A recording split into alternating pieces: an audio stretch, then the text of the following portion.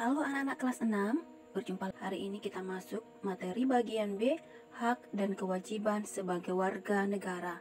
Anak-anakku yang terkasih, sebelum kita belajar, mari kita awali dengan berdoa. Dalam nama Bapa dan Putra dan Roh Kudus, amin. Allah Bapa yang Maha Baik, berkatilah kami dalam belajar hari ini.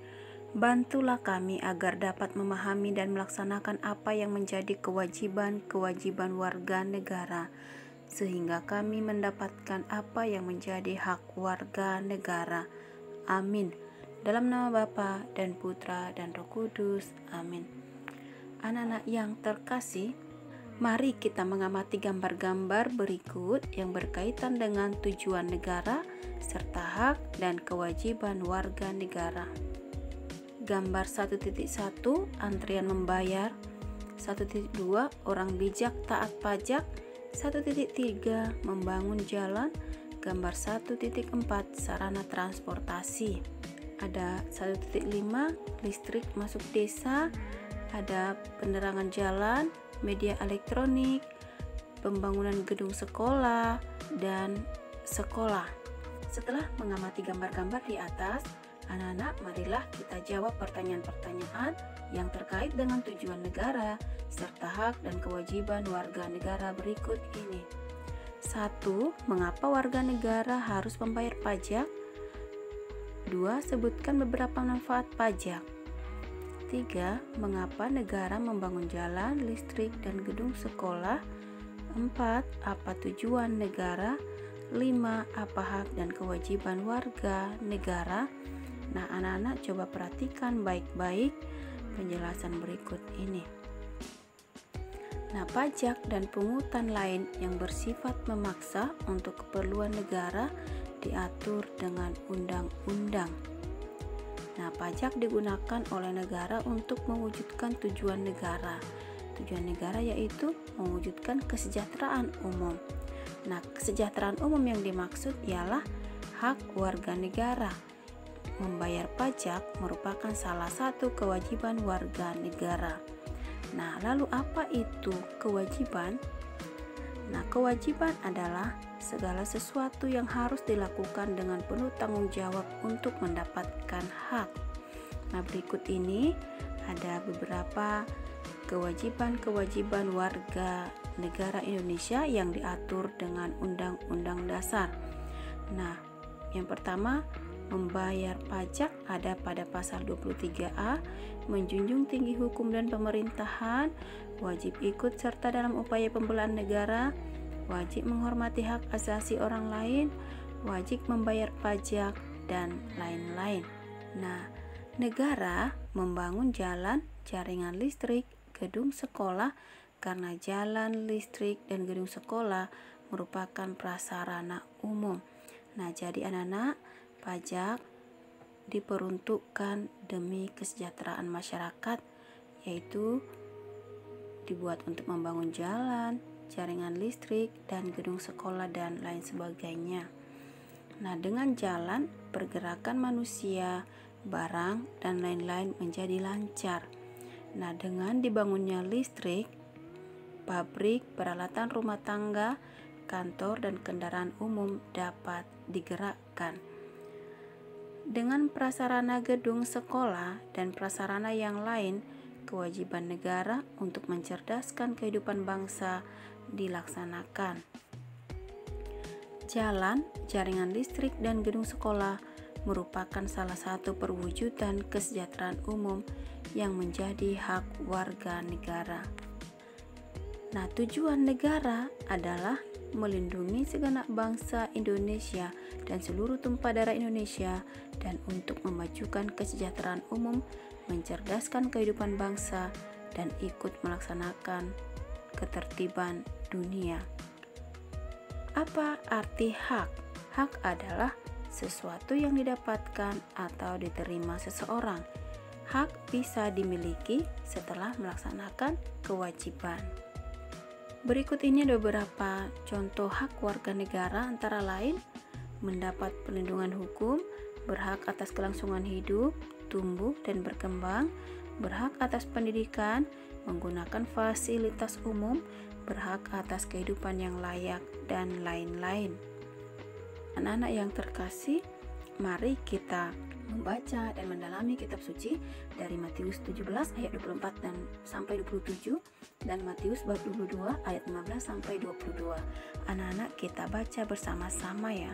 Ketika Yesus dan murid-muridnya tiba di Kapernaum, datanglah pemungut bea bait Allah kepada Petrus dan berkata, "Apakah gurumu tidak membayar bea 2 dirham itu?" Jawabnya, "Memang membayar." Dan ketika Petrus masuk rumah, Yesus mendahuluinya dengan pertanyaan, "Apakah pendapatmu, Simon? Dari siapakah raja-raja dunia ini memungut bea dan pajak? Dari rakyatnya atau dari orang asing?" Jawab Petrus, "Dari orang asing." Maka kata Yesus kepadanya, "Jadi bebaslah rakyatnya. Tetapi supaya jangan kita menjadi batu sandungan bagi mereka, pergilah memancing ke danau, dan ikan pertama yang kau pancing, tangkaplah dan bukalah mulutnya, maka engkau akan menemukan mata uang 4 dirham di dalamnya. Ambillah itu dan bayarkanlah kepada mereka, bagiku dan bagimu juga." Nah, baik anak-anak, kita lanjutkan bacaan kedua. Bacaan berikutnya dari Matius 22 ayat 15 sampai 22. Kemudian pergilah orang-orang Farisi. Mereka berunding bagaimana mereka dapat menjerat Yesus dengan suatu pertanyaan. Mereka menyuruh murid-murid mereka bersama-sama orang-orang Herodian bertanya kepadanya, "Guru, kami tahu engkau adalah seorang yang jujur dan dengan jujur mengajar jalan Allah, dan engkau tidak takut kepada siapapun juga, sebab engkau tidak mencari muka. Katakanlah kepada kami pendapatmu, apakah diperbolehkan membayar pajak pada kaisar atau tidak?" Tetapi Yesus mengetahui kejahatan hati mereka itu, lalu berkata, "Mengapa kamu mencobai aku, hai orang-orang munafik?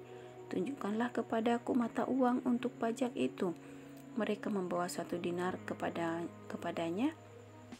Maka ia bertanya kepada mereka, "Gambar dan tulisan siapakah ini?" Jawab mereka, "Gambar dan tulisan Kaisar." Lalu kata Yesus kepada mereka, "Berikanlah kepada Kaisar apa yang wajib kamu berikan kepada Kaisar, dan kepada Allah apa yang wajib kamu berikan kepada Allah." Mendengar itu heranlah mereka dan meninggalkan Yesus lalu pergi. Demikianlah Injil Tuhan. Anak-anak yang terkasih, Yesus lahir dari ibu dan bapak orang Yahudi. Ia tinggal di tanah Yahudi, maka Yesus adalah warga Yahudi. Nah, orang-orang Yahudi pada waktu itu berada dalam penjajahan Kekaisaran Romawi. Kekaisaran Romawi memiliki aturan.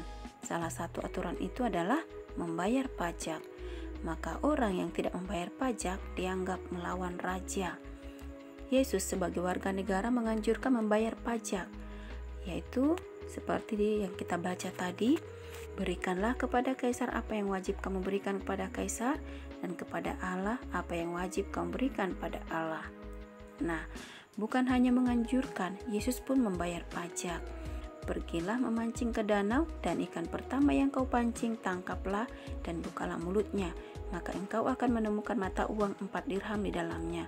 Ambillah itu dan bayarkanlah kepada mereka, bagiku dan bagimu juga." Demikian juga Gereja Indonesia menyatakan dengan tegas bahwa umat Katolik Indonesia adalah 100% warga negara Indonesia dan 100% Katolik. Sebagai umat Katolik, sebaiknya lah kita meneladani Yesus dan mengikuti ajakan Gereja Indonesia untuk menaati apa yang menjadi kewajiban warga negara Indonesia. Dengan itu, seluruh rakyat Indonesia akan mendapat apa yang menjadi haknya. Kata-kata Yesus, "Berikanlah kepada Kaisar apa yang menjadi hak Kaisar, dan berikan pada Allah apa yang menjadi hak Allah," patut kita teladani. Karena itu, umat Katolik wajib menjadi warga negara yang taat, sekaligus umat beragama yang taat pula. Keterlibatan dalam hidup bernegara untuk membangun kesejahteraan bersama sama nilainya dengan kebaktian kepada Tuhan. Nah, demikian anak-anak pembelajaran kita hari ini. Untuk latihannya dikerjakan di buku latihan. Bagi anak-anak ibu yang belum mengirimkan tugas Senin yang lalu, mohon segera dikirimkan. Nah, mari kita tutup pembelajaran kita dengan berdoa. Dalam nama Bapa dan Putra dan Roh Kudus. Amin. Terima kasih Tuhan atas penyertaan-Mu selama kami belajar. Tuhan, jadikanlah kami sebagai warga negara yang taat pada aturan negara Indonesia, sehingga kami dapat hidup rukun, adil, dan damai. Amin. Dalam nama Bapa, Putra, dan Roh Kudus. Amin. Terima kasih anak-anak telah mengikuti video pembelajaran hari ini. Semoga kita dapat menjadi warga negara yang baik. Terima kasih, Tuhan memberkati.